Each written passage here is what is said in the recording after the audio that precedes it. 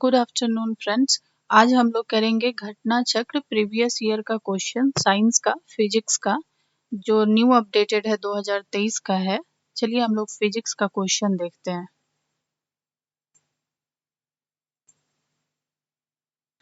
तो सामान्य विज्ञान, आज फिजिक्स का क्वेश्चन हम लोग देखते हैं। पहला क्वेश्चन है कि निम्न तत्वों में किसमें न्यूट्रॉन नहीं होता है? तो इसका आंसर होगा हाइड्रोजन। हाइड्रोजन में न्यूट्रॉन नहीं होता है। ऑक्सीजन, नाइट्रोजन, तांबा, ये इसका आंसर हो जाएगा हाइड्रोजन। दूसरा है कि एंगस्ट्रॉम इकाई है तो तरंग दैर्घ्य की। तीसरा क्वेश्चन है कि प्रकाश वर्ष किसकी इकाई है? तो दूरी की। आवृत्ति को मापा जाता है हर्ट्ज में। आवृत्ति का ऐसा ही मात्रक हर्ट्ज होता है। एक सामान्य मनुष्य 20 हर्ट्ज से 20,000 हर्ट्ज तक आवृत्ति की ध्वनि सुनने के सक्षम होता है। पांचवा क्वेश्चन है कि घड़ी में प्रयोग होने वाले क्वार्ट्ज क्रिस्टल होते हैं सिलिकॉन डाइऑक्साइड। हर्ट्ज में क्या माना जाता है? यहाँ पे लिखा हुआ है तो मापा होगा, यहाँ पे मापा जाता है। ये गलत मिसप्रिंटिंग है यहाँ पे। हर्ट्ज में क्या मापा जाता है होगा, तो इसका आंसर है आवृत्ति। विद्युत शक्ति की इकाई है वाट। विद्युत शक्ति P बराबर होता है कार्य बटे समय। विद्युत शक्ति का ऐसा ही मात्रक वाट है। दृश्य स्पेक्ट्रम के तरंगदैर्घ्य की सीमा है B हो जाएगा इसका आंसर। 3900 एंगस्ट्रम से 7600 एंगस्ट्रम। अब है कि सौर विकिरण में निम्न में किस परास में दिखता है? तो B आंसर हो जाएगा 400 से 700 nm में। आर्द्रता किस उपकरण से नापी जाती है? तो हाइड्रोमीटर से। नहीं, माफी चाहती हूँ, इसका आंसर होगा हाइग्रोमीटर। हाइग्रोमीटर वायुमंडल की सापेक्षिक आर्द्रता को मापन करने वाला यंत्र है। हाइड्रोमीटर से द्रवो जल में तुलनात्मक घनत्व का मापन किया जाता है। दाब की इकाई क्या है? तो न्यूटन वर्ग मीटर। दाब का मात्रक होता है, यहाँ पे आंसर है उपयुक्त में से कोई नहीं, उपयुक्त में से एक से अधिक। चलिए इसका हम लोग व्याख्या देखते हैं कि किसी तल के इकाई क्षेत्र पर लगने वाले बल को दाब कहते हैं। दाब एक अदिश राशि है। दाब का मात्रक जो है ना, वो न्यूटन मीटर स्क्वायर होता है, जिसे पास्कल कहते हैं। तो यहाँ पे किसी में भी नहीं है न्यूटन मीटर स्क्वायर, इसीलिए इसका आंसर जो हो जाएगा ई हो जाएगा। उपयुक्त में से कोई नहीं। ठीक है। अब है कि निम्नलिखित में कौन सी अदिश राशि है? तो दाब। निम्नलिखित में किस राशि का मात्रक नहीं है? तो विकृति का। किसी वस्तु की विमा में आया परिवर्तन और उस वस्तु की मूल विमा के अनुपात को विकृति कहते हैं। विकृति एक विमाहीन राशि है, अर्थात इसका कोई मात्रक नहीं होता है। सही कथन चुनिए बोल रहा है। तो क्या होगा कि लाल प्रकाश का तरंगदैर्घ्य बैंगनी प्रकाश से ज्यादा है। जब दिन में पानी पर साबुन की फिल्म दिखाई देती है तो यह सुंदर रंग दिखाती है। इस घटना का क्या कारण है? तो प्रकाश का व्यतिकरण। एक परमाणु के केंद्र का धनावेशित हिस्सा क्या कहलाता है? तो न्यूक्लियस।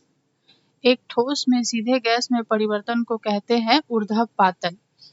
ऊर्ध्वपातन वह प्रक्रम है जिसके द्वारा ठोस पदार्थ द्रव में परिवर्तित हुए बिना ही सीधे गैसीय अवस्था में परिवर्तित हो जाता है और गैसीय अवस्था से सीधे ठोस अवस्था में आ जाता है।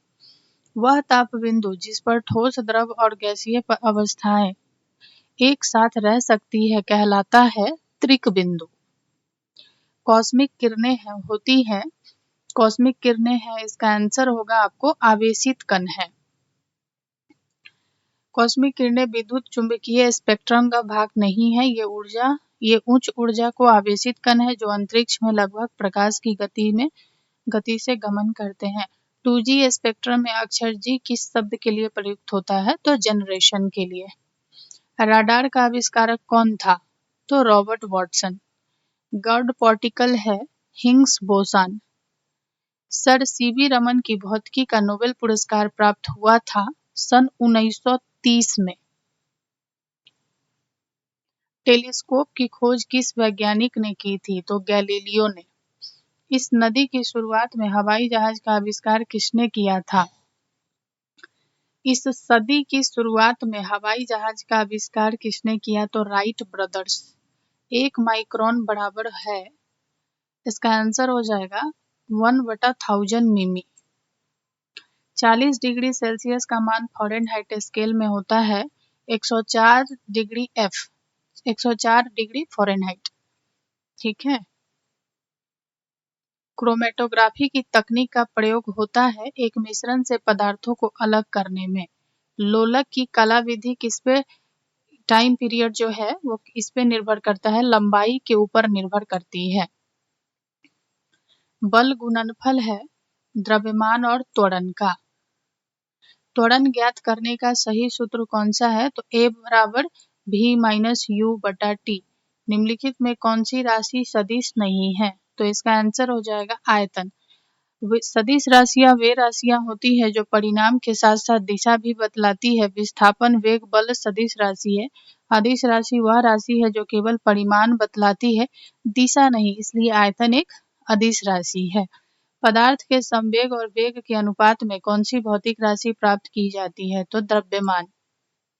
1 किलोमीटर दूरी का तात्पर्य है 1000 मीटर, 1000 मीटर। 1 पिकोग्राम बराबर होता है 10⁻⁻12 ग्राम के। आप एक लिफ्ट में खड़े हैं। लिफ्ट के फर्श पर आपके भार द्वारा लग रहा बल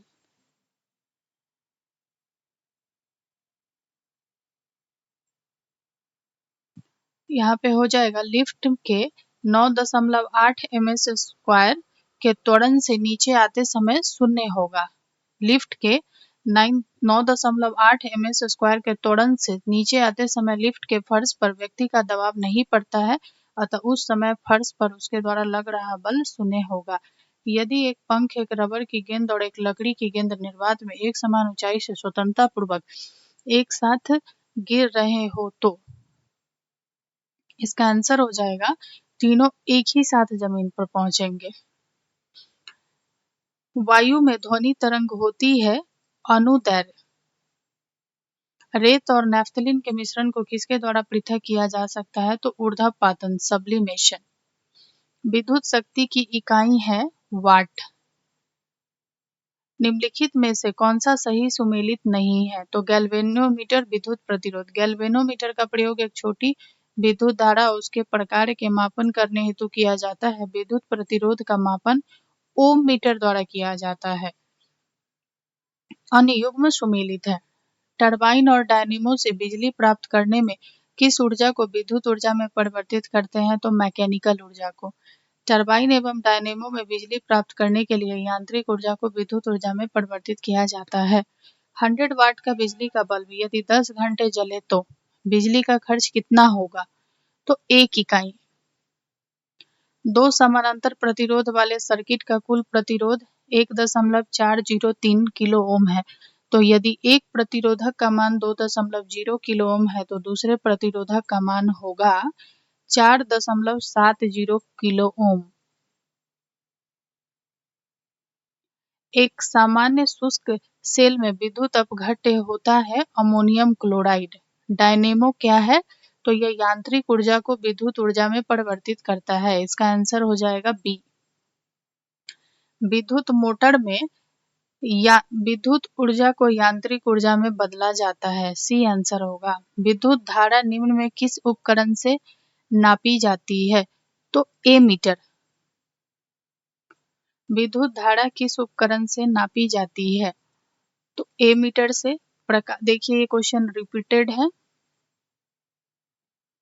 अब है कि प्रकाश में 7 रंग होते हैं, रंगों को अलग करने का क्या तरीका है? तो एक प्रिज्म से रंगों को अलग अलग किया जा सकता है। यदि किसी ऐनक के लेंसों की शक्ति +2 डायोप्टर हो तो उसकी फोकस दूरी होगी 50 सेंटीमीटर। चुंबकीय सुई किस तरफ संकेत करती है? तो उत्तर की ओर। अब है श्वेत प्रकाश की नली में कैसे पैदा करते हैं? तो तंतु को गर्म करके। आइंस्टीन को नोबेल प्राइज किस कार्य पर मिला था? तो प्रकाश विद्युत प्रभाव। विद्युत उत्पन्न करने के लिए कौन सी धातु का उपयोग होता है? तो यूरेनियम। कमरे को ठंडा किया जा सकता है संपीड़ित गैस को छोड़ने से। अब है आमतौर पर सुरक्षा फ्यूज लगाने के लिए प्रयोग होने वाला किस होने वाला तार किस पदार्थ का बना होता है? तो टीन और शीशे की एक मिश्र धातु। निम्न में से कौन सा ऊष्मा का सबसे अधिक कुचालक है? तो पारा। अतिचालक का लक्षण है शून्य पारगम्यता। गर्म करने पर एक अर्धचालक का प्रतिरोध, इसका आंसर हो जाएगा आपको घटता है। गर्म करने पर एक अर्धचालक का प्रतिरोध जो है ना वो घटता है। अर्धचालक ऐसे ठोस पदार्थ हैं जिनकी विद्युत प्रतिरोधकता चालकों से अधिक परंतु कुचालकों से कम होती है। अर्धचालक का प्रतिरोध ताप बढ़ने पर कम होता है।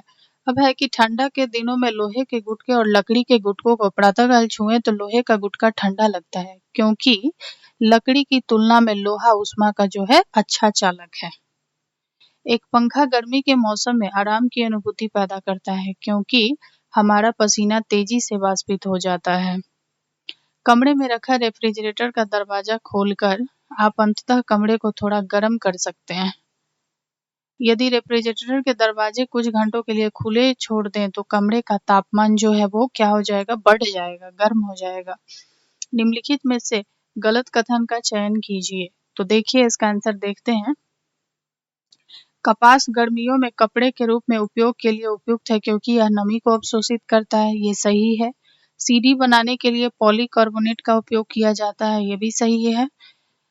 एक्रेलिक को कृत्रिम रेशा भी कहा जाता है क्योंकि यह कपास से तैयार होता है लेकिन रेशम की तरह चमकता है, ये गलत है। और है टेफ्लॉन का उपयोग नॉनस्टिक रसोई के सामान में कोटिंग के लिए किया जाता है, तो इसका आंसर हो जाएगा सी। कथन सही नहीं पूछा है तो, क्योंकि एक्रेलिक को कृत्रिम ऊन कहा जाता है, रेयॉन को सामान्यतः कृत्रिम सिल्क कहा जाता है। ए बी डी जो है वो कथन सही है। तो दो उत्तरोत्तर श्रृंग अथवा दो उत्तरोत्तर गर्त के बीच की दूरी को क्या कहते हैं? तो तरंग दैर्घ्य कहते हैं। जब प्रकाश एक माध्यम से दूसरे में जाता है तो निम्न में कौन सी नहीं बदलता है? नहीं बदलती है या बदलता है? तो इसका हो जाएगा आवृत्ति। अब है कि पढ़ने में काम आने वाले ग्लास लेंस किस प्रकार के लेंस से बनते हैं? तो ये हो जाएगा उत्तल। दर्पण के सामने खड़े एक व्यक्ति को अपना प्रतिबिंब अपने से बड़ा लगता है, इसका तात्पर्य है कि दर्पण का प्रकार है अवतल। अवतल दर्पण कनकेव मिरर में व्यक्ति को अपना प्रतिबिंब अपने से बड़ा प्राप्त हो सकता है। ध्वनि की वायु में वेग अनुमानतः है 330 मीटर प्रति सेकंड। अब है कि प्रकाश विकिरणों की प्रकृति होती है तरंग एवं कण दोनों के समान। आकाश नीला लगता है क्योंकि लघु तरंग दीर्घ तरंगों की अपेक्षा वायुमंडल द्वारा अधिक प्रकीर्ण होती है। रात के समय खुले आकाश में तारों के टिमटिमाने को किससे समझाया जा सकता है? किससे समझाया जा सकता है? तो प्रकाश का अपवर्तन। पानी का घनत्व तो अधिकतम होता है 4 डिग्री सेंटीग्रेड पे। 50 डिग्री सेंटीग्रेड का मान फ़ारेनहाइट स्केल में कितना होगा? तो 122 डिग्री F होगा। अब है कि बर्फ का एक टुकड़ा पानी से लबालब भरे बीकर में तैर रहा है। जब पूरी बर्फ पिघल जाए तब जल स्तर नहीं बदलेगा। उतना ही पानी से भरे बीकर में तैर रहा बर्फ का टुकड़ा अपने आयतन के बराबर जल को अभिस्थापित करता है और बर्फ के टुकड़े के पिघलने पर भी वह जल क्या है ना कि उसी आयतन को पूरा करेगा। इस प्रकार जल का स्तर नहीं बदलेगा। वर्षा की बूंद की गोलाकार आकृति का क्या कारण है? तो इसका कारण है पृष्ठ तनाव। सबसे ज्यादा श्यानता किसकी होती है? तो शहद का। शहद, खून, जल, वायु। तो सबसे ज्यादा पूछ रहा है ना, तो इसमें आंसर हो जाएगा शहद की। अब है कि महासागर में ऊंची जल तरंगे कैसे आती है? तो चंद्रमा के कारण। जब एक पत्थर को चांद की सतह से पृथ्वी पर लाया जाता है तो इसका भार बदल जाएगा परंतु द्रव्यमान नहीं बदलेगा।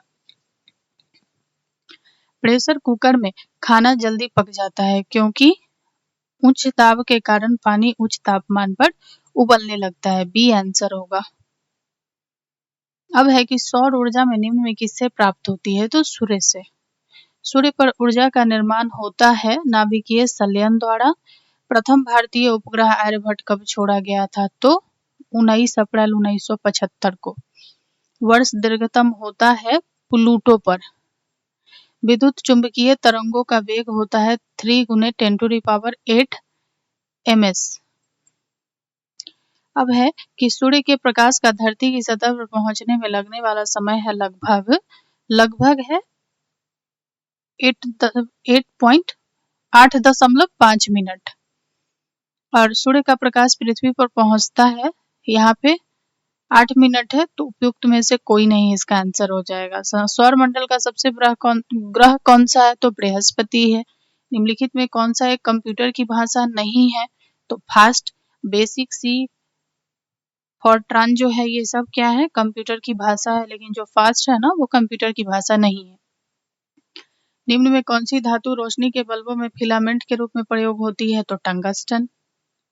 अब है कि निम्न में कौन सी धातु अर्धचालक सेमीकंडक्टर के रूप में ट्रांजिस्टर में प्रयोग होती है? तो जर्मेनियम है। परमाणु नाभिक के अवयव हैं तो हो जाएगा प्रोटॉन और न्यूट्रॉन। परमाणु नाभिक के मुख्य अवयव प्रोटॉन और न्यूट्रॉन है और इलेक्ट्रॉन नाभिक के चारों ओर चक्कर लगाता है। निम्नलिखित में कौन सा विकल्प गलत पूछ रहा है? तो नाभिक के अंदर प्रोटॉन और इलेक्ट्रॉनों की उपस्थिति के कारण परमाणु विद्युत रूप से उदासीन होता है, तो इसका ए आंसर हो जाएगा। अब है कि निम्नलिखित में कौन सा वैकल्पिक ऊर्जा का सबसे बड़ा भंडार है? तो सौर ऊर्जा। परमाणु बम का सिद्धांत आधारित है तो नाभिकीय विखंडन पर। हाइड्रोजन बम किसके सिद्धांत पर आधारित है? तो अनियंत्रित संलयन प्रतिक्रिया पर। वायु में कौन सी नोबेल गैस नहीं होती है? तो रेडॉन नहीं होती है। और अन्य अक्रिय गैस जैसे हीलियम, नियोन और आर्गन वायु में पाई जाती है। अब है कि बिजली की खपत का बिल किसके मापन पर आधारित होता है? तो इसका आंसर हो जाएगा केवल 1 वाट पे। अब है कि निम्नलिखित में सबसे भारी धातु कौन सी है? तो यूरेनियम है। इनसेट 2A कब छोड़ा गया था? तो 10 जुलाई 1992 को। इनसेट 2A 10 जुलाई 1992 को छोड़ा गया था। तो हम लोग टोटल 102 क्वेश्चन दिया हुआ है, तो हम लोग पूरा प्रीवियस ईयर फिजिक्स का जो अभी तक बीपीएससी में पूछा हुआ क्वेश्चन है वो हम लोग कंप्लीट कर लिए हैं। अब हम लोग स्टार्ट करते हैं रसायन विज्ञान। जो भी प्रीवियस ईयर का क्वेश्चन है वो अब हम लोग देखते हैं, ठीक है। तो इसका फर्स्ट क्वेश्चन है केमिस्ट्री का कि निम्नलिखित में कौन सा एक तत्व नहीं है? तो गैस। धातु, अधातु, उपधातु है बट गैस नहीं, गैस तत्व नहीं है। इसका आंसर हो जाएगा। आधुनिक रसायन शास्त्र का जनक किसे कहा जाता है? तो लेवोजियर को। अब है कि एक तत्व में इलेक्ट्रॉन और न्यूट्रॉन की संख्या 18 तथा 20 है। इस तत्व की द्रव्यमान संख्या कितनी होगी? तो 38 हो जाएगा। इसको आप 20 + 18 ऐड कीजिए, 38 आंसर होगा। यहाँ पे आप देख सकते हैं कि द्रव्यमान संख्या बराबर होता है इसका फॉर्मूला प्रोटॉनों की संख्या प्लस न्यूट्रॉनों की संख्या। तो 18 + 20 38 हो गया। एक नाभिक की द्रव्यमान संख्या न्यूट्रॉन और प्रोटॉनों की संख्याओं का योग होती है। द्रव्यमान संख्या पूछ रहा है ना, तो इसका फॉर्मूला है प्रोटॉन की संख्या प्लस न्यूट्रॉन की संख्या। अब है कि प्लूटोनियम न्यूक्लियाइड के नाभिक में न्यूट्रॉनों की संख्या होती है, तो इसका आंसर हो जाएगा बी 148। यहाँ पे हो जाएगा द्रव्यमान संख्या माइनस प्रोटॉनों की संख्या। तो यहाँ पे है द्रव्यमान संख्या कितना है? 242 माइनस प्रोटॉनों की संख्या 94 बराबर 148। एक तत्व के समस्थानिक अलग अलग होते हैं द्रव्यमान संख्या में। अब है कि फैराडे स्थिरांक है सार्वभौमिक स्थिरांक है। निम्न में किसका पीएच मान 7 है? तो इसमें से हो जाएगा कि उदासीन विलयन का पीएच मान 7 होता है। शुद्ध जल को उदासीन माना जाता है, तो इसका पीएच मान भी 7 होगा। वर्षा का पानी जल का शुद्ध रूप है। 7 से अधिक पीएच का मान अधिक विलयन क्षारीय तथा 7 से कम का मान विलयन अम्लीय होता है। तो इसमें है ना उदासीन विलयन, और बोल रहा है कि शुद्ध जल को उदासीन माना जाता है। तो यहाँ का आंसर हो जाएगा उपयुक्त में से कोई नहीं। ई आंसर। एक से अधिक। निम्नलिखित में से विलयन के पीएच मान 7 से अधिक है तो वो क्षारीय विलयन होगा, और 7 से कम है तो क्या होगा? अम्लीय, और 7 है तो क्या होगा? उदासीन होगा। पानी का पीएच मान कितना होता है? तो 7 होता है। एक घोल का पीएच 3 से 6 में बदलता है। H+ आयन की सांद्रता है 1000 गुना कम हो जाएगी। अब है कि ब्रोमीन होती है लाल द्रव। बिल्डिंग में प्रयोग होने वाली गैसें हैं ऑक्सीजन तथा एसिटिलीन। गैल्वेनाइज्ड लोहे के पाइप पर परत होती है जस्ते की। कपड़े साफ करने में प्रयोग होने वाले डिटर्जेंट हैं सल्फोनेट।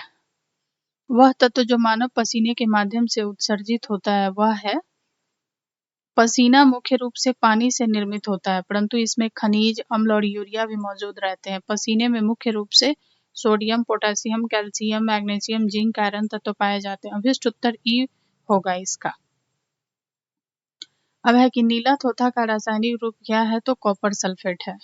Cu इस कॉपर सल्फेट का जो रासायनिक सूत्र होता है ना वो है CuSO4.5H2O। निम्नलिखित में से सबसे भारी धातु कौन सी है, तो प्लैटिनम है।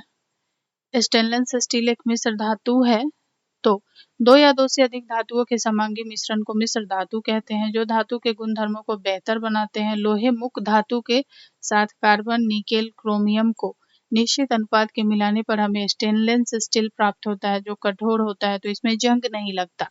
तो किसको, कार्बन, निकेल और क्रोमियम। तो इसमें क्या हो जाएगा ना कि ई आंसर हो जाएगा। टूटी हुई हड्डियों की रक्षा के लिए प्लास्टर ऑफ पेरिस का प्रयोग होता है, यह है जिप्सम। प्लास्टर ऑफ पेरिस का सूत्र क्या होता है, CaSO4 2H2O। अब है 22 नंबर क्वेश्चन की, एक हाइड्रोकार्बन जिसमें कार्बन के दो परमाणु द्विबंध द्वारा जुड़े हो कहलाता है एल्कीन। सिरके का रासायनिक नाम क्या है, तो ये हो जाएगा एसिटिक अम्ल। कार निम्नलिखित में कौन सा अम्ल सिरके में उपस्थित है, तो अभी हम लोगों ने देखा एसिटिक अम्ल। कार के बैटरी में प्रयोग होने वाला अम्ल है सल्फ्यूरिक अम्ल। सोडा वाटर की बोतल खोलने पर निकलने वाली गैस कौन सा है, तो इसका हो जाएगा कार्बन डाइऑक्साइड। अब है खनिज मिनरल क्या है, तो अकार्बनिक ठोस है।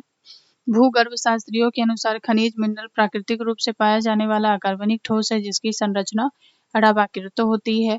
वर्ष 1945 में नागासाकी जापान में गिराए गए बमों में कौन सा विस्फोटक प्रयुक्त किया गया था, तो प्लूटोनियम। एक ही प्रकार का परमाणु निम्न में किसमें मिलता है, तो प्राकृतिक तत्वों में। सबसे अधिक क्रियाशील धातु कौन सी है, तो पोटेशियम है। अब हो जाएगा वनस्पति तेल से वनस्पति घी बनाने में प्रयुक्त होने वाली गैस कौन सा है, तो हाइड्रोजन है। अब है कि आयोडीकृत लवण में रहता है पोटेशियम आयोडाइड। खाने का नमक NaCl किससे बनता है, तो मजबूत अम्ल और मजबूत क्षार से। सभी जैव यौगिक का अनिवार्य मूल तत्व है कार्बन। ऑक्सीजन अनुपस्थित होती है तो केरोसिन में, मिट्टी तेल में जो है ना ऑक्सीजन अनुपस्थित होती है। सिगरेट लाइटर में निम्नलिखित में कौन सा गैस प्रयुक्त होता है, तो इसका आंसर हो जाएगा ब्यूटेन। अब है कि निम्नलिखित में कौन सा तरलीकृत पेट्रोलियम गैस का प्रमुख घटक है, तो तरलीकृत पेट्रोलियम गैस LPG के मुख्य घटक ब्यूटेन लगभग 65% और प्रोपेन लगभग 35% होते हैं। तो इनमें अन्य हाइड्रोकार्बन यथा इथेन भी अल्प मात्रा में हो सकते हैं, तो इसका आंसर हो जाएगा ई, मीथेन, इथेन, ब्यूटेन, प्रोपेन और इथेन। तो इसका एक से अधिक आंसर हो जाएगा। अब है कि प्राकृतिक रबड़ किसका बहुलक है, तो आइसोप्रीन का है।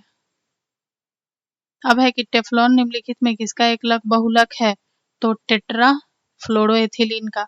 बैकेलाइट निम्नलिखित के संघनन से बनता है, तो फिनॉल और फॉर्मल्डिहाइड। ट्राइग्लिसराइड क्या है, तो यह एक वसा है। ग्रेफाइट और हीरे के बारे में निम्नलिखित में कौन सा कथन सत्य है, तो वे एक समान रासायनिक प्रतिक्रिया से गुजर सकते हैं, इसका डी आंसर होगा। आइए देखते हैं कि ग्रेफाइट और हीरा दोनों ही कार्बन के अपरूप हैं, जिनकी क्रिस्टलीय संरचना अलग अलग होती है। हीरा जहां प्राकृतिक रूप से प्राप्त सर्वाधिक कठोर पदार्थ है, वही ग्रेफाइट कम कठोर होता है। ग्रेफाइट की विद्युत चालकता हीरे से अधिक होती है। ग्रेफाइट और हीरा दोनों कार्बन के सहसंयोजी बंधों से बने होने के कारण उसके रासायनिक गुण समान होते हैं और वे एक समान रासायनिक प्रतिक्रिया से गुजर सकते हैं। ये बहुत ही इम्पोर्टेंट है, हीरा और ग्रेफाइट में मुख्य अंतर। इसको आप लोग एक बार अच्छे से पढ़िए। पुलिस द्वारा नशे में गाड़ी चलाने वाले की सांस की जांच के लिए फिल्टर पेपर पर क्या होता है, तो ए आंसर हो जाएगा पोटेशियम डाइक्रोमेट सल्फ्यूरिक अम्ल। घरेलू ईंधन के रूप में प्रयुक्त LPG में मुख्यतः होती है, तो इसमें देखिए घरेलू ईंधन के रूप में प्रयुक्त LPG अर्थात तरलीकृत पेट्रोलियम गैस हाइड्रोकार्बन गैसों का एक ज्वलनशील मिश्रण है। इसमें मुख्यतः प्रोपेन, ब्यूटेन का मिश्रण होता है। LPG के रिसाव की पहचान के लिए उसमें कुछ गंधयुक्त पदार्थ जैसे मरकेप्टन आदि मिला दिया जाता है, तो इसका आंसर हो जाएगा ई।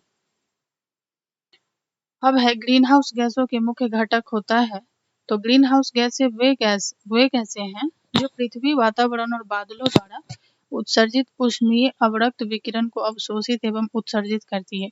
इसमें प्रमुख है तो कार्बन डाइऑक्साइड, जलवाष्प, नाइट्रस ऑक्साइड और मीथेन और ओजोन। तो इसका आंसर हो जाएगा ई। ग्रीन हाउस गैसों में मुख्य घटक होता है, अभी हम लोगों ने देखा carbon dioxide, methane, nitrous oxide, ozone, nitrous oxide, ozone. तो इसका भी आंसर हो जाएगा ई। ये क्वेश्चन जो है ना वो 64 बीपीएससी 2018 में भी पूछा गया था और 19 में भी पूछा गया था प्री में। पेट्रोल और डीजल के अधूरे जलने से उत्पन्न होती है तो कार्बन मोनोऑक्साइड। साबुन ग्रीज को हटाता है पाइसीकरण द्वारा। अब है कि सूची 1 को सूची 2 के साथ सुमेलित कीजिए और सूचियों के नीचे दिए कूटों की सहायता से सही उत्तर चुनिए। तो देखिए एस्पार्टेम, एस्पार्टेम जो है ना वो हो जाएगा कृत्रिम मधुरक, और फ्रेयॉन जो है वो हो जाएगा प्रशीतक। नियोप्रीन, नियोप्रीन जो है वो हो जाएगा संश्लेषित रबर, और बेनाड्रिल जो है वो हो जाएगा प्रशीतक। नहीं, गलत हो गया, माफी चाहती हूँ। बेनाड्रिल जो है वो हो जाएगा आपको प्रतिहिस्टेमिन। आइए फिर से एक बार देख लेते हैं। एस्पार्टेम जो है वो हो जाएगा कृत्रिम मधुरक, फ्रेयॉन हो जाएगा प्रशीतक, नियोप्रीन हो जाएगा संश्लेषित रबर, बेनाड्रिल हो जाएगा प्रतिहिस्टेमिन। ये हो जाएगा इसका आंसर। तो इसका आंसर हो जाएगा 3, 4, 1, 2 है ना, तो सी आंसर। अब है कि निम्नलिखित में किसकी मात्रा अम्ल वर्षा में सबसे अधिक होती है? तो H2SO4, सल्फ्यूरिक अम्ल। सी आंसर, अम्ल वर्षा होती है। अम्ल वर्षा का मुख्य कारण सल्फर डाइऑक्साइड एवं नाइट्रोजन के ऑक्साइडों के उत्सर्जन से होने वाली वर्षा है। इन प्रदूषकों का उत्सर्जन कारखानों से, पेट्रोल से और ऊर्जा उत्पादन संयंत्र में कोयला जलाने से होता है। अतः इस प्रश्न के लिए एक से अधिक विकल्प सही हैं। तो इसका है ना ई ऑप्शन यहाँ नहीं दिया हुआ है, लेकिन इस प्रश्न का जो है एक से अधिक आंसर होगा। अब है कि शुष्क बर्फ किसको कहते हैं? तो ठोस कार्बन डाइऑक्साइड को। निम्नलिखित में किसे शुष्क बर्फ कहते हैं? तो ये भी है ठोस कार्बन डाइऑक्साइड। देख रहे हैं रिपीटेड क्वेश्चन है। शुष्क बर्फ क्या है? तो यह है ठोस कार्बन डाइऑक्साइड। चूने का पानी किसके द्वारा दूधिया हो जाता है? तो CO2। इसका हो जाएगा कि चूने का पानी कैल्शियम हाइड्रोक्साइड के तनु जलीय विलयन को सामान्य नाम। जब कार्बन डाइऑक्साइड गैस को चूने के पानी में प्रवाहित करते हैं तो चूने का पानी जो है वो दूधिया हो जाता है। अब है कि निम्नलिखित में कौन सा सीमेंट का मुख्य घटक है? तो चूना पत्थर, सिलिका, जिप्सम, राख। इसमें भी एक से अधिक आंसर होगा ई। चलिए इसका पढ़ लेते हैं हम लोग। एक्सप्लेनेशन की सीमेंट के निर्माण में प्रयुक्त होने वाले मुख्य घटक चूना पत्थर और सिलिका मिट्टी हैं। चूना पत्थर और सिलिका मिट्टी के एक साथ गर्म करने पर उनकी अभिक्रिया के फलस्वरूप सीमेंट क्लिंकर का निर्माण होता है। इस क्लिंकर में 2 से 3% जिप्सम CaSO4.2H2O को मिश्रित करने पर सीमेंट का निर्माण होता है। एक कार के बैटरी में प्रयुक्त विद्युत अपघट्य होता है सल्फ्यूरिक अम्ल। निम्नलिखित में किसमें कार्बन नहीं है? तो देखिए इसका आंसर हो जाएगा उपयुक्त में कोई नहीं, क्योंकि हीरा, ग्रेफाइट और कोयला तीनों जो है वो कार्बन का अपरूप है। अब है कि निम्न में सबसे सख्त कौन है? तो सबसे कठोर जो होता है वो होता है हीरे। सबसे कठोर प्राकृतिक पदार्थ होते हैं। ये आंसर हो जाएगा। निम्न पदार्थों में कौन सा पदार्थ खाने की वस्तुओं के परिरक्षण प्रयोग होता है? तो सोडियम बेंजोएट। पारद धातु मिश्रण है। इसका आंसर हो जाएगा आपको पारद युक्त मिश्र धातु होती है। C answer. पारद धातु मिश्रण पारद युक्त मिश्र धातु होती है। खाना बनाने में प्रयोग की जाने वाली गैस मुख्यतः है मीथेन। अब है निम्न धातुओं में कौन सा सामान्य ताप पर द्रव है? तो है पारा। ठोस कपूर के कपूर वाष्प बनाने की प्रक्रिया को कहते हैं ऊर्ध्वपातन, सब्लिमेशन। पीतल के बर्तनों को कलई करते समय गर्म बर्तन की सफाई के लिए प्रयोग किए जाने वाले अमोनियम क्लोराइड चूर्ण से निकलने वाला धुआं है अमोनियम और हाइड्रोक्लोरिक एसिड। नींबू खट्टा किस कारण से होता है? तो इसका हो जाएगा साइट्रिक अम्ल के कारण। नींबू में साइट्रिक अम्ल पाया जाता है जिसके कारण यह खट्टा होता है। वाहनों से निकलने वाली गैस कौन सी है? तो यहाँ पे हो जाएगा वाहनों से मुख्यतः carbon dioxide, carbon monoxide, nitrogen के ऑक्साइड, सल्फर डाइऑक्साइड एवं हाइड्रोकार्बन उत्सर्जित होते हैं। अतः इस प्रश्न के उत्तर के लिए एक से अधिक विकल्प सही होंगे। ई ऑप्शन नहीं है तो यहाँ पे ई ऑप्शन सही होगा, एक से ज्यादा इसका आंसर है। अब है कि स्टील की कठोरता प्रदान करने के लिए बढ़ाई जाती है कार्बन की मात्रा। किस खनिज से रेडियम प्राप्त किया गया था? तो पीच ब्लेंड से। तैरने के तालाब में तैरने से मनुष्य की त्वचा जल जाती है क्योंकि क्लोरीन के कारण। अब है कि हाइड्रोजन को जलाने से क्या बनेगा? तो इसका आंसर हो जाएगा आपको पानी। अब है सोने को घोला जा सकता है, तो सोने को एक्वारेजिया में घोला जाता है। एक्वारेजिया सांद्र नाइट्रिक और हाइड्रोक्लोरिक अम्ल का आयतन की दृष्टि से 1:3 का मिश्रण होता है। इस प्रश्न का कोई भी विकल्प सही नहीं है। क्या है ना, एक्वारेजिया होता है 1:3, तो नाइट्रिक और हाइड्रोक्लोरिक अम्ल का आयतन की दृष्टि से 1:3 का मिश्रण होता है, तो इसमें एक से कोई भी इसका विकल्प सही नहीं है। अब है कि हाइड्रोफ्लोरिक एसिड कांच की बोतल में नहीं रखा जाता क्योंकि यह अभिक्रिया करता है कांच की सिलिकॉन डाइऑक्साइड से। वायु में थोड़ी देर रखने पर किसी धातु के ऊपर हरे रंग के बेसिक कार्बोनेट की परत जम जाती है, वह धातु है तांबा। विस्फोटक नाइट्रोग्लिसरीन है एक एस्टर। अब है घरेलू एलपीजी सिलेंडरों में दाब मापक नहीं प्रदान किए जाते क्योंकि ये एलपीजी द्वारा चोक हो जाते हैं। निम्नलिखित में किस खनिज द्वारा लोहा प्राप्त किया जाता है? तो हेमेटाइट अयस्क से लोहे की प्राप्ति होती है। विरंजक चूर्ण के लिए कौन सा कथन असत्य है? तो जल में अधिक विलय होता है। विरंजक चूर्ण एक पीतल धवल चूर्ण होता है जिसमें क्लोरीन की गंध आती है। विरंजक चूर्ण को जब वायु में खुला छोड़ देते हैं तो इसकी धीरे धीरे क्लोरीन गैस बाहर निकल जाती है। यह कार्बन डाइऑक्साइड अथवा तनु सल्फ्यूरिक अम्ल और तनु हाइड्रोलिक अम्ल के साथ अभिकृत होकर क्लोरीन गैस प्रदान करता है। देखिए इसका रिएक्शन भी मेंशन है। अब है कि जस्ते से एक आयतन भाग घनत्व 7100 किग्रा मीटर क्यूब को 2 आयतन भाग तांबा घनत्व 8900 किग्रा मीटर क्यूब से मिलाने पर पीतल बनता है। पीतल का घनत्व कितना होगा? तो होगा 8300 किग्रा मीटर क्यूब। बी आंसर हो जाएगा इसका। अब है कि जस्ते में एक बर्तन पर विद्युत लेपन की विधि में बर्तन को ऋण ध्रुव और शुद्ध जस्ते को धन ध्रुव बनाया जाता है। स्टेनलेस स्टील एक मिश्र धातु है, तो स्टेनलेस स्टील धब्बा रहित लोहा एक मिश्र धातु है जिसके संगठक तत्व इस प्रकार हैं। इसमें आयरन है, क्रोमियम है, मैग्नीज, कार्बन। तो इसमें सिलिकॉन नहीं मिलाया जाता जबकि अल्प मात्रा में निकेल मिलाया जाता है, तो इसमें है ना ई आंसर हो जाएगा। स्टेनलेस स्टील मिश्र धातु है लोहे और क्रोमियम का। निकटतम उत्तर है। अभी हम लोग इसका एक्सप्लेनेशन देखे हैं तो यहाँ पे मेंशन है कि दिए गए विकल्पों में निकटतम उत्तर सी होगा।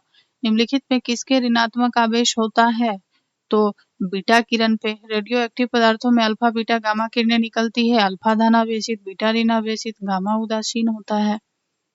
निम्नलिखित में से कौन सा इलेक्ट्रॉनिक संरूपण धातु तत्वों के लिए होता है? तो 288। तो ये इलेक्ट्रॉन संरूपण क्षारीय मृदा धातु है। अक्रिय गैस को 28 होता है नियॉन का। हैलोजन 287 है ना, क्लोरीन है 288 अक्रिय गैस है, तो इसका आंसर हो जाएगा आपको डी। अब है कि CO समूह का अवंत क्रम क्या है? तो 3 है। जिस तत्व के परमाणु में 2 प्रोटॉन, 2 न्यूट्रॉन और 2 इलेक्ट्रॉन हो उस तत्व की द्रव्यमान संख्या कितनी होती है? तो 4। दिए गए प्रश्न में देखिए द्रव्यमान संख्या बराबर होता है प्रोटॉन की संख्या प्लस न्यूट्रॉन की संख्या, तो ऐड कर दिए, यहाँ पे आंसर निकल गया 4। सल्फर हेक्साफ्लोराइड अणु का आकार कौन सा है? तो अष्टफलकीय। कि एक तत्व X की बाह्यतम कक्षा में 4 इलेक्ट्रॉन है, हाइड्रोजन के साथ इसके यौगिक का कौन सा सूत्र होगा? तो XH4। अब है कि बेंजीन में सिग्मा और पाई बंध की संख्या कितनी होती है? तो 12 और 3। भारी पानी वह पानी होता है जिसमें हाइड्रोजन का स्थान आइसोटोप ले लेता है। किस परमाणु नाभिक का आइसोटोप वह नाभिक है जिसमें आपको इसका आंसर हो जाएगा कि प्रोटॉनों की संख्या तो वही होती है परंतु न्यूट्रॉनों की संख्या भिन्न भिन्न होती है। बी आंसर हो जाएगा। वे परमाणु जो द्रव्यमान की संख्या में असमान होते हैं परंतु नाभिक पर समान वैद्युत आवेश समान प्रोटॉनों की संख्या में समान होते हैं, इन्हें समस्थानिक आइसोटोप कहते हैं। दूध उदाहरण है एक, इसका आंसर हो जाएगा कोलाइड विलयन का और इमल्सन का। बी एंड सी आंसर हो जाएगा इसका। अब है कि अल्कोहलिक खमीर का आखिरी उत्पाद क्या है, तो इथाइल अल्कोहल। ग्लूकोज को एथिल अल्कोहल में किस एंजाइम द्वारा बदल दिया जाता है, तो जाइमेज द्वारा। शक्कर के किण्वन से क्या बनता है, तो इसका आंसर आपको हो जाएगा ए, इथाइल अल्कोहल बनता है। अब है 96 नंबर क्वेश्चन कि ग्लूकोज का सूत्र कितना होता है, तो C6H12O6 है। यूरिया में उपस्थित होने वाले तत्व कौन से हैं, तो ये हो जाएगा आपको CHNO। चलिए इसका हम लोग पढ़ लेते हैं एक्सप्लेनेशन की। यूरिया एक कार्बनिक यौगिक है जिसका रासायनिक सूत्र CONH22 होता है। यूरिया में लगभग 46.67% नाइट्रोजन एमाइड के रूप में उपस्थित होता है। कार्बनिक रसायन के क्षेत्र में इसे कार्बामाइड भी कहा जाता है। अपमार्जक क्या है, तो यह एक शोधन अभिकर्ता है। निम्न में कौन सा पदार्थ साबुन बनाने में प्रयुक्त होता है, तो वनस्पति तेल। पीतल में कौन सी धातुएं हैं, तो तांबा और जस्ता। तीसरे और चौथे समूह के ऑक्साइड का सामान्य गुणधर्म क्या है, तो बेसिक और एसिडिक। रेडियोधर्मी पदार्थ उत्सर्जित करता है, तो अल्फा किरण, बीटा किरण, गामा किरण सभी। वे रेडियोधर्मी पदार्थ से अल्फा, बीटा और गामा किरणें उत्सर्जित होती है। किरणें क्रमशः धनावेशित, ऋणावेशित और उदासीन होती हैं, जिसमें कि अल्फा आपको धनावेशित होता है, बीटा ऋणावेशित होता है और गामा जो है वो उदासीन होता है। अब है दूसरा क्वेश्चन कि हवा में जिस गैस की मात्रा सबसे अधिक है वह है नाइट्रोजन। वायु एक है ना, मिश्रण है, जिसमें कि आपको नाइट्रोजन है, ऑक्सीजन है, ऑर्गन है, कार्बन डाइऑक्साइड है और शेष में हाइड्रोजन, हीलियम, नियॉन, क्रिप्टॉन और जीनॉन पाई जाती है। मच्छर भगाने वाली दवाओं में सक्रिय रसायन है एलिथ्रिन। जल की अस्थायी कठोरता का क्या कारण है, तो इसका आपको आंसर हो जाएगा कैल्शियम और मैग्नीशियम के क्लोराइड और सल्फेट। कठोर पानी वह पानी है जो अपमार्जक साबुन लगाने पर झाग सहजता से उत्पन्न नहीं करता। इसका मुख्य कारण कैल्शियम और मैग्नीशियम के क्लोराइड और सल्फेट है। हास्य गैस क्या है, तो नाइट्रस ऑक्साइड है। नाइट्रस ऑक्साइड हास्य गैस है, इसके सूंघने पर हंसी आती है। डॉक्टर इसका उपयोग एस्थीसिया के रूप के में भी प्रयुक्त करते हैं। निम्नलिखित में किसे हंसाने वाली गैस कहा जाता है, देखिए रिपीट हुआ है क्वेश्चन, तो नाइट्रस ऑक्साइड। इसका फॉर्मूला हो जाएगा आपको N2। और अब है कि सूची 1 को सूची 2 से मिलान कीजिए, तो त्वचा कैंसर। त्वचा कैंसर क्या हो जाएगा, पराबैंगनी प्रकाश। ध्वनि प्रदूषण, ध्वनि प्रदूषण का हो जाएगा डेसिबल। वैश्विक तापन का कार्बन डाइऑक्साइड। ओजोन क्षेत्र का हो जाएगा क्लोरोफ्लोरोकार्बन। तो इसका आंसर हो जाएगा बी। फिर से रिपीट कर लेते हैं, त्वचा कैंसर पराबैंगनी प्रकाश, ध्वनि प्रदूषण डेसिबल और ये वैश्विक तापन का हो जाएगा कार्बन डाइऑक्साइड, ओजोन क्षेत्र का हो जाएगा क्लोरोफ्लोरोकार्बन। तो हम लोग टोटल है ना अभी यहाँ पे कंप्लीट कर लिए 109 क्वेश्चन केमिस्ट्री का भी। जो अभी तक पूछा हुआ क्वेश्चन था केमिस्ट्री का वो हम लोग यहाँ पे कंप्लीट कर चुके हैं। अब इसका लास्ट पोर्शन बचा है जीव विज्ञान, बायोलॉजी, तो वो हम लोग नेक्स्ट वीडियो में करेंगे।